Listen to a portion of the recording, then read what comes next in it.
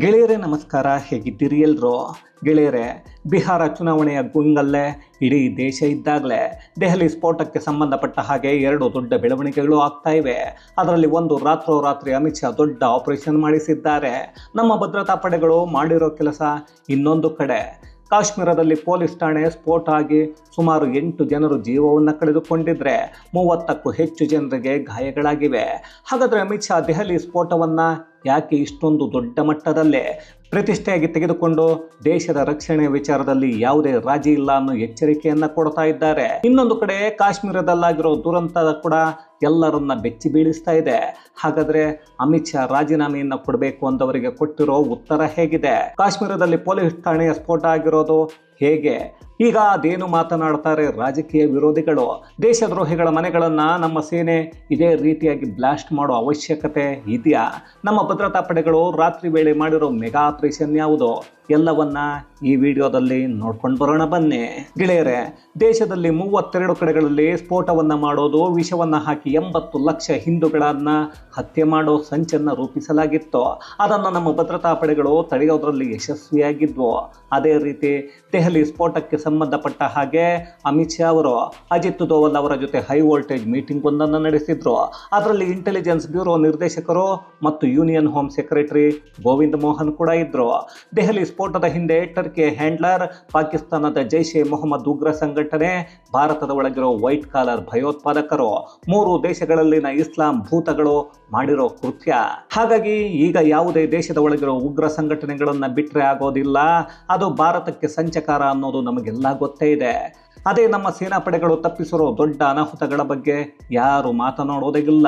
ಅದನ್ನು ಹೊರತುಪಡಿಸಿ ಅಮಿತ್ ಶಾ ಅವರ ಫೇಲ್ಯೂರ್, ಅವರ ಕೈಯಲ್ಲಿ ದೇಶದ ಗೃಹ ಇಲಾಖೆಯನ್ನು ನಿಭಾಯಿಸೋಕೆ ಆಗ್ತಾ ಇಲ್ಲ. ಆಗದೇ ಇದ್ದವರು ರಾಜೀನಾಮೆಯನ್ನ ಕೊಡಬೇಕು ಅಂತ ನಮ್ಮ ರಾಜ್ಯದ ಕೈಲಾಗದ IT-BT ಮಿನಿಸ್ಟರ್ ಪ್ರಿಯಾಂಕರ್ಗೆ ಮಾತನಾಡಿದ್ರು.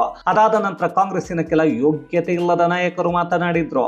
ಅದು ದೇಶದ ಭದ್ರತೆಯ ವಿಚಾರ ಆಗಿರೋದ್ರಿಂದ ಅಮಿತ್ ಶಾ ಇವಾಗ ನಾವು ತೆಗೆದುಕೊಳ್ಳೋ ನಿರ್ಧಾರ, ನಾವು ಮಾಡೋ ಕೆಲಸ ಇಡೀ ಜಗತ್ತು ಭಾರತವನ್ನು ತಿರುಗಿ ನೋಡಿ ಉಗ್ರರಿಗೆ, ಅವರ ಕುಟುಂಬಕ್ಕೆ ಹೀಗೂ ಸಂದೇಶವನ್ನು ಕೊಡಬಹುದಾ ಅನ್ನೋ ಯೋಚನೆಯನ್ನು ಮಾಡಬೇಕು. ಹಾಗೆ ಮಾಡ್ತೀವಿ ಅನ್ನೋದನ್ನು ಹೇಳಿದ್ರು. ಅದರ ಫಲಿತಾಂಶ ಹೇಗಿರುತ್ತೆ ಅಂದರೆ, ಭಾರತದ ಒಳಗಿರೋ ಯಾವನೇ ಆದರೂ ಉಗ್ರ ಕೃತ್ಯವನ್ನು ಮಾಡೋದಕ್ಕೆ ಸಣ್ಣ ಯೋಚನೆಯನ್ನು ಮಾಡಲ್ಲ, ಅಂತಹ ಶಿಕ್ಷೆಯನ್ನು ಕೊಡ್ತೀವಿ ಅನ್ನೋದನ್ನು ಹೇಳಿಕೊಂಡಿದ್ರು. ಮೊನ್ನೆ ಪ್ರಧಾನಿ ಮೋದಿ ಅವರ ನೇತೃತ್ವದಲ್ಲಿ CCS ಮೀಟಿಂಗ್ ಕೂಡ ಆಗಿತ್ತು. ಅದರಲ್ಲಿ ದೆಹಲಿಯ ಸ್ಫೋಟ ಉಗ್ರ ಕೃತ್ಯ ಅನ್ನೋದನ್ನು ಘೋಷಣೆ ಮಾಡಿ ಆಕ್ಟ್ ಆಫ್ ವಾರ್ ಅನ್ನೋದನ್ನು ಹೇಳಿಕೊಂಡಿದ್ರು. ಅದಕ್ಕೆ ಕಾರಣ ಅಂದರೆ, ಮೋದಿ ಅವರು ಆಪರೇಷನ್ ಸಿಂಧೂರ ಕದನ ವಿರಾಮಕ್ಕೆ ಒಪ್ಪಿಗೆಯನ್ನು ಸೂಚಿಸುವುದಕ್ಕೂ ಮೊದಲು ಯಾವುದೇ ರೀತಿಯ ಉಗ್ರ ಕೃತ್ಯ ಅಥವಾ ಅದಕ್ಕೆ ಪ್ರಚೋದನೆ ಪಾಕಿಸ್ತಾನದ ಕಡೆಯಿಂದ ಆದರೆ ಅದನ್ನು ಆಕ್ಟ್ ಆಫ್ ವಾರ್ ಅಂತ ಪರಿಗಣನೆ ಮಾಡ್ತೀವಿ. ಆಗ ಉತ್ತರ ಅದ್ಯಾವ ರೀತಿ ಇರುತ್ತೆ ಅನ್ನೋದನ್ನು ಊಹೆ ಕೂಡ ಮಾಡೋದಕ್ಕೆ ಆಗಲ್ಲ ಅನ್ನೋದನ್ನು ಹೇಳಿದ್ದಾಗಿತ್ತು. ಈಗ ಅದೇ ಉದ್ದೇಶಕ್ಕೆ ಪಾಕಿಸ್ತಾನ ಕೂಡ ಗಡಿಯಲ್ಲಿ ತನ್ನ ಸೇನೆಯನ್ನ ಜಮಾವಣೆ ಮಾಡಿಕೊಂಡಿದೆ. ಇದೇ ಸಮಯದಲ್ಲಿ ಆಕ್ಟ್ ಆಫ್ ವಾರ್ ಅನ್ನು ಘೋಷಣೆಯನ್ನ ಭಾರತ ಮಾಡಿಕೊಂಡಿದೆ.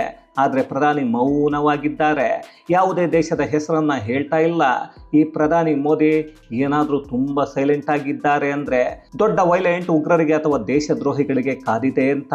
ಅಲ್ಲಿಗೆ ಮುಂದೆ ಅದೇನಾಗುತ್ತೆ ಅನ್ನೋದು ಗೊತ್ತಿಲ್ಲ. ಅದನ್ನು CDS ಅಂದರೆ 3 ಪಡೆಗಳ ಮುಖ್ಯಸ್ಥರು ಕೂಡ ಆಪರೇಷನ್ ಸಿಂಧೂರ 1ರಲ್ಲಿ ಬೇಕಾದಷ್ಟು ಪಾಠವನ್ನು ಕಲಿತಿದ್ದೇವೆ. ಈಗ ನಮ್ಮ ಬಳಿ ಇರೋದೆಲ್ಲ ಅಡ್ವಾನ್ಸ್ ಆಗಿವೆ. ನಮ್ಮ ಸೇನೆಯ ಬಲ ಕೂಡ ಅವತ್ತಿಗೆ ಹೋಲಿಕೆಯನ್ನ ಮಾಡಿದರೆ ಬೇರೆ ರೀತಿಯಲ್ಲೇ ಇದೆ. ಯಾವುದೇ ಕಾರ್ಯಾಚರಣೆ ಮಾಡಿದ್ರು ಯಾವುದೇ ದೇಶ ಊಹಿಸದ ರೀತಿಯಾಗಿ ನಮ್ಮ ಉತ್ತರ ಇರುತ್ತೆ ಅನ್ನೋದನ್ನ ಹೇಳಿದ್ರು. ಇದನ್ನೆಲ್ಲ ನೋಡ್ತಾ ಇದ್ರೆ ಯಾವುದೋ ಆಪರೇಷನ್ ಸದ್ಯದಲ್ಲೇ ಆಗುತ್ತೆ ಅನ್ನೋ ಸುಳಿವು ಸಿಗ್ತಾ ಇದೆ. ಇಂಥದ್ದೇ ಸಮಯದಲ್ಲಿ ನಿನ್ನೆ ಬೆಳಗಿನ ಜಾವ ನಮ್ಮ ಭದ್ರತಾ ಪಡೆ ಉಗ್ರ ಉಮರ್ ಮೊಹಮ್ಮದ್ ಮನೆಯನ್ನ ಬ್ಲಾಸ್ಟ್ ಮಾಡಿ ಹಾಕಿದೆ. ಆದ್ರೆ ಈಗ ಉಗ್ರನ ಮನೆಯವರು ಮಾತ್ರ ಬೀದಿಯಲ್ಲಿ ಬಿದ್ದು ಒದ್ದಾಡ್ತಾ ಗೋಳಾಡ್ತಾ ಇದ್ದಾರೆ.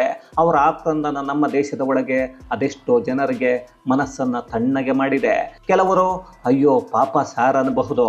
ಆದರೆ ಇಲ್ಲಿ ಉಮರ್ ಮೊಹಮ್ಮದ್ ಮನೆಯವರು ಈಗಲೂ ಅಯ್ಯೋ ಅವನು ಮಗುವಿನ ಹೃದಯ ಇದ್ದವನು, ಅವನಿಗೆ ಮಕ್ಕಳು ಅಂದರೆ ತುಂಬ ಪ್ರೀತಿ, ಅವನು ಸ್ಫೋಟವನ್ನು ಮಾಡೋದಕ್ಕೆ ಸಾಧ್ಯನೇ ಇಲ್ಲ, ಇದೆಲ್ಲ ನಮ್ಮ ಕುಟುಂಬದ ವಿರುದ್ಧ ನಡೆಸ್ತಾ ಇರೋ ಸಂಚು ಅನ್ನೋದನ್ನ ಹೇಳ್ತಾ ಇದ್ದಾರೆ. ಇವರ ಕುಟುಂಬ ಏನೋ ದೇಶಕ್ಕೆ ಸಾಧನೆ ಮಾಡಿದ್ದಾರೆ, ಅದಕ್ಕಾಗಿ ಇವರ ವಿರುದ್ಧ ಷಡ್ಯಂತ್ರ ಸಂಚುಗಳನ್ನು ರೂಪಿಸ್ತಾ ಇದ್ದಾರೆ ಅನ್ನೋ ರೀತಿ ಮಾತಾಡ್ತಾ ಇದ್ದಾರೆ. ಅಲ್ಲ ರೀ, DNA ಪರೀಕ್ಷೆ ಆಗಿದೆ, ಅದರಲ್ಲೂ ಗೊತ್ತಾಗಿದೆ ದೆಹಲಿ ಸ್ಫೋಟದಲ್ಲಿ ಸತ್ತವನು ಡಾಕ್ಟರ್ ಉಮರ್ ಅಂತ. ಜೊತೆಗೆ ಅವನ ಲಿಂಕ್ನಲ್ಲಿದ್ದ ಎಲ್ಲರ ಬಂಧನ ಕೂಡ ಆಗ್ತಾ ಇದೆ. ಆದರೂ ಇಂತಹ ಮಾತುಗಳನ್ನು ಆಡ್ತಾರೆ ಅಂದರೆ ಅವರ ಮನೆಯವರು ಇನ್ನೂ ಅದೆಂತಹ ಉಗ್ರರು ಅಂತ ಯೋಚನೆ ಮಾಡಿ ಅದೇ ಕಾರಣಕ್ಕೆ ಅವನ ಮನೆಯನ್ನು ಕೂಡ ಈಗ ಬ್ಲಾಸ್ಟ್ ಮಾಡಲಾಗಿದೆ. ಅಲ್ಲಿ ಭದ್ರತಾ ಪಡೆ ಕೊಡ್ತಾ ಇರೋ ಸಂದೇಶ ಅಥವಾ ಎಚ್ಚರಿಕೆ ಕ್ಲಿಯರ್ ಆಗಿದೆ. ದೇಶದ ಒಳಗೆ ಉಗ್ರರ ಹಾಗೆ ಯೋಚನೆ ಮಾಡೋ ಪ್ರಯತ್ನವನ್ನ ಯಾರೇ ಮಾಡಿದ್ರು ಅವರಿಗೆ ಸಿಗೋ ಶಿಕ್ಷೆ ಇದೇ ರೀತಿಯಾಗಿರುತ್ತೆ ನೋಡ್ಕೊಳ್ಳಿ ಅಂತ ವಿಡಿಯೋ ಕೂಡ ರಿಲೀಸ್ ಮಾಡಿದ್ದಾರೆ. ಅಲ್ಲಿಗೆ ಭದ್ರತಾ ಪಡೆಗಳು ನಿದ್ರೆಯನ್ನ ಮಾಡಲ್ಲ. ಯಾವನೇ ಆದರೂ ದೇಶದ ಒಳಗೆ ಆಗಲಿ ದೇಶದ ಹೊರಗೆ ಆಗಲಿ ಯಾವ ರೀತಿಯಾಗಿ ದಾಳಿಯನ್ನ ಮಾಡೋಕೆ ಪ್ರಯತ್ನ ಮಾಡ್ತಾರೋ ಅದೇ ರೀತಿಯಾಗಿ ಉತ್ತರವನ್ನ ಕೊಡ್ತೀವಿ ಅನ್ನೋದನ್ನ ತೋರಿಸ್ತಾ ಇವೆ. ಆದ್ರೆ ರಾತ್ರಿ ಜಮ್ಮು ಕಾಶ್ಮೀರದ ಶ್ರೀನಗರದ ನೌಗಂ ಪೊಲೀಸ್ ಠಾಣೆಯಲ್ಲಿ ಭಾರಿ ಸ್ಫೋಟ ಆಗಿದೆ. ಅದರಲ್ಲಿ ತಹಶೀಲ್ದಾರ್ ಸೇರಿ 7 ಜನ ಜೀವವನ್ನ ಕಳ್ಕೊಂಡಿದ್ರೆ 30ಕ್ಕೂ ಹೆಚ್ಚು ಜನರು ಗಾಯಗೊಂಡಿದ್ದಾರೆ. ಅಲ್ಲಿ ಸ್ಫೋಟ ಆಗೋದಕ್ಕೆ ಕಾರಣ ಜಮ್ಮು ಕಾಶ್ಮೀರದ ಪೊಲೀಸರು ಫರೀದಾಬಾದ್ನಲ್ಲಿ ವಶಪಡಿಸಿಕೊಂಡಿದ್ದ ಸ್ಫೋಟಕಗಳನ್ನು ಅದೇ ಪೊಲೀಸ್ ಠಾಣೆಯಲ್ಲಿ ಸಂಗ್ರಹವನ್ನು ಮಾಡಿದ್ರು. ಅದರಿಂದ ಈ ಸ್ಫೋಟ ಸಂಭವಿಸಿರಬಹುದು ಅನ್ನೋದನ್ನು ಹೇಳಲಾಗ್ತಾ ಇದೆ. ಆದರೆ ಅದಕ್ಕೆ ಸಂಬಂಧಪಟ್ಟ ಹಾಗೆ ಯಾವುದೇ ಅಧಿಕೃತ ಮಾಹಿತಿಗಳು ಇನ್ನೂ ಬಂದಿಲ್ಲ. ನಾವು ಈ ವಿಡಿಯೋ ಮಾಡೋವರೆಗೂ ಸದ್ಯಕ್ಕೆ ಅಫಿಷಿಯಲ್ ಮಾಹಿತಿಗಳು ಸಿಕ್ಕಿಲ್ಲ. ಆದರೂ ಒಂದು ಪೊಲೀಸ್ ಠಾಣೆಯಲ್ಲಿ ಅಷ್ಟೊಂದು ಸ್ಫೋಟಕಗಳನ್ನು ಇಟ್ಟುಕೊಳ್ತಾರಾ? ಅದನ್ನು ಬೇರೆ ಕಡೆಗೆ ಶೇಖರಣೆ ಮಾಡೋಕೆ ವ್ಯವಸ್ಥೆಗಳು ಇರುತ್ತವೆ. ಅಂಥದ್ರಲ್ಲಿ ಅಧಿಕೃತ ಮಾಹಿತಿ ಬರೋವರೆಗೂ ಇದೇ ನಿಜ ಅನ್ನೋದನ್ನು ಹೇಳೋದಕ್ಕೆ ಆಗಲ್ಲ. ಇನ್ನಷ್ಟು ಸಾವುಗಳು ಹಾಗೆ ಗಾಯಾಳುಗಳ ಸಂಖ್ಯೆ ಹೆಚ್ಚಾಗಬಹುದು ಅನ್ನೋ ಮಾಹಿತಿಗಳನ್ನು ಅಲ್ಲಿನ ಭದ್ರತಾ ಪಡೆಗಳೇ ಕೊಡ್ತಾ ಇವೆ. ಆ ಸ್ಫೋಟದ ಗಾಯಾಳುಗಳನ್ನು ಭಾರತೀಯ ಸೇನೆಯ 92 ಬೇಸ್ ಆಸ್ಪತ್ರೆ ಮತ್ತು ಶೇರಿ ಕಾಶ್ಮೀರ ವೈದ್ಯಕೀಯ ಆಸ್ಪತ್ರೆಗೆ ಸಾಗಿಸಿ ಚಿಕಿತ್ಸೆಯನ್ನು ನೀಡಲಾಗ್ತಾ ಇದೆ. ಹಿರಿಯ ಪೊಲೀಸ್ ಅಧಿಕಾರಿಗಳು ಈಗಾಗಲೇ ನೌಗಂಗೆ ಆಗಮಿಸಿ ಎಲ್ಲವನ್ನ ಸುತ್ತುವರೆದಿದ್ದಾರೆ. ಇದೇ ನೌಗಂ ಪೊಲೀಸ್ ಠಾಣೆಯ ಪೊಲೀಸರು ಇಡೀ ವೈಟ್ ಕಾಲರ್ ಉಗ್ರರ ಜಾಲವನ್ನ ಭೇದಿಸಿದ್ರು. ಅದರ ವಿಡಿಯೋವನ್ನ ನಿನ್ನೆ ಕೂಡ ಮಾಡಿದ್ವಿ. ಅದರ ಬೇರುಗಳನ್ನು ಹುಡುಕಿದ್ದು ಇದೇ ಪೊಲೀಸರು. ಅಂಥದ್ರಲ್ಲಿ ಅದೇ ಠಾಣೆಯ ಒಳಗಿದ್ದ ಸ್ಫೋಟಕಗಳಿಂದಲೇ ಆ ಪೊಲೀಸ್ ಠಾಣೆ ಸ್ಫೋಟ ಆಗಿದೆಯಾ ಅಥವಾ ಬೇರೆ ಏನಾದರೂ ಆಗಿದೆಯಾ ಅನ್ನೋ ಮಾಹಿತಿಗಳನ್ನ ಅಲ್ಲಿನ ಅಧಿಕಾರಿಗಳೇ ನೀಡಬೇಕಾಗತ್ತೆ.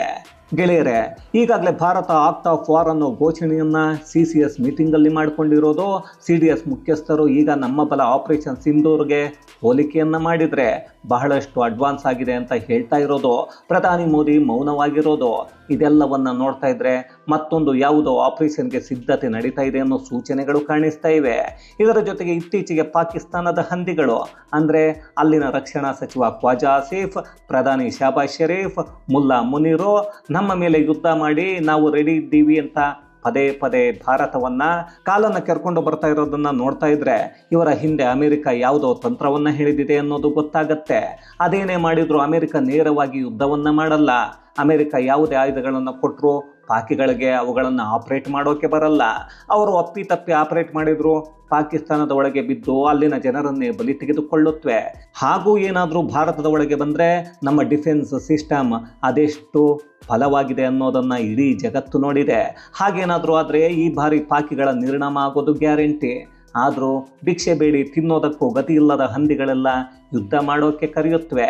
ಆಮೇಲೆ ಕದನ ವಿರಾಮ ಅಂತ ಕಾಲು ಹಿಡಿದುಕೊಳ್ಳುತ್ತವೆ ಅಷ್ಟೇ. ಅದನ್ನು ಬಿಟ್ಟು ಬೇರೆ ಏನು ಮಾಡೋಕ್ಕೆ ಆಗಲ್ಲ.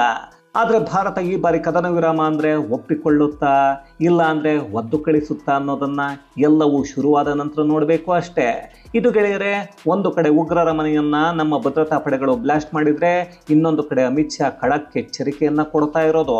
ಮತ್ತೊಂದು ಕಡೆ ಕಾಶ್ಮೀರದಲ್ಲಿ ಪೊಲೀಸ್ ಠಾಣೆ ಸ್ಫೋಟ ಆಗಿ 30ಕ್ಕೂ ಹೆಚ್ಚು ಜನರಿಗೆ ಗಾಯ ಆಗಿದ್ರೆ 8 ಜನರ ಜೀವ ಹೋಗಿರೋದ್ರ ಕುರಿತಾದ ಒಂದಷ್ಟು ಮಾಹಿತಿ ಮತ್ತಷ್ಟು ವಿಶೇಷತೆಗಳೊಂದಿಗೆ ಮುಂದಿನ ವಿಡಿಯೋದಲ್ಲಿ ಭೇಟಿಯಾಗೋಣ.